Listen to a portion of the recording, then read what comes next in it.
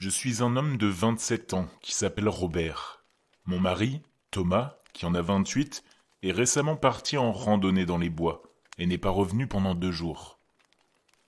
Alors que je m'apprêtais à aller à la police et à déposer un rapport de personnes disparues, j'ai été extrêmement soulagé, pleurant dès que je l'ai vu à la porte. Thomas était toujours très émotif. En fait, lorsque nous nous sommes mariés, il n'a même pas pu prononcer ses vœux de mariage sans éclater en larmes de joie. Mais lorsque je l'ai serré dans mes bras, il n'a même pas scié.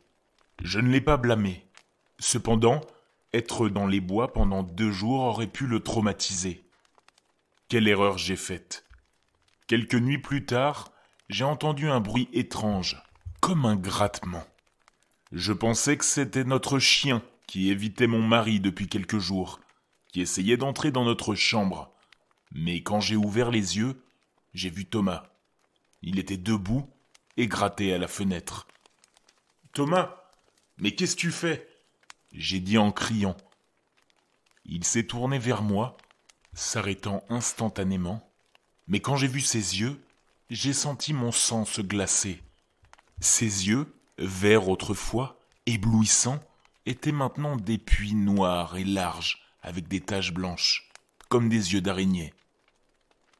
« Maison », c'est tout ce qu'il a dit, d'une voix déformée qui n'était plus la sienne. Il s'est mis au lit et s'est rendormi.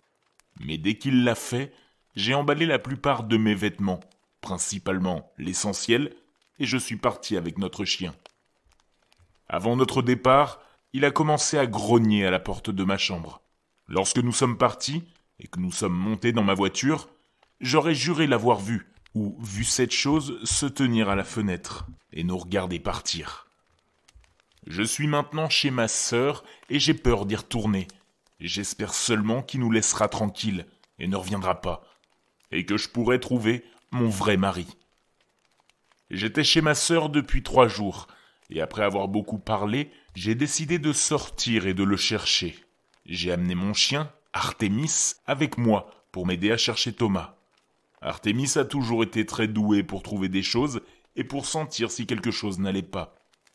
J'ai pris une profonde inspiration en regardant fixement les bois où le corps de mon mari pourrait bien être étendu quelque part, ou bien où il pourrait se cacher du monstre qui l'a remplacé. Après quelques instants à regarder fixement, j'ai fini par y aller, en suivant le chemin que mon mari avait toujours pris. Après 1 heure environ, c'est là que je l'ai entendu. « Robert !» Quelqu'un ou quelque chose avait murmuré mon nom. Dès que je l'ai entendu, Artémis a directement commencé à grogner. J'ai sorti mon fusil de chasse que j'avais apporté avec moi et j'ai regardé autour de moi, mais il n'y avait rien. J'ai essayé de continuer à suivre le sentier, mais Artémis me tirait ailleurs. Je l'ai suivi, et après un moment, nous nous sommes arrêtés devant une grande et large grotte. J'ai pris une profonde inspiration et je suis entré. J'ai entendu des chuchotements tout autour de moi, et j'avais l'impression d'être observé. Mais j'ai continué.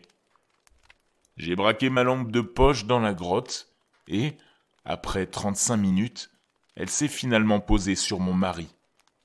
J'ai sangloté quand je l'ai vu. J'ai couru vers lui et je l'ai serré très fort dans mes bras. Il était pâle et maigre. Il bougeait à peine, mais au moins, je savais qu'il était vivant. Il a levé les yeux vers moi et s'est mis à pleurer, s'accrochant faiblement à moi. Quand je lui ai demandé ce qu'il s'était passé, il a dit qu'il était tombé sur un rituel de culte, et que c'était tout. Il l'avait vu, et il s'était évanoui. Je l'ai ramené à la maison avec l'aide de ma sœur, et tout semblait aller bien. Cela fait 4 ans maintenant, et parfois, j'entends encore des chuchotements. Nous dormons avec une croix au-dessus de notre lit, 2 Bibles sur notre table de nuit, du sel sur le rebord de notre fenêtre. Je ne sais toujours pas ce qui s'est passé, et Thomas non plus, mais j'espère juste que tout restera normal à partir de maintenant.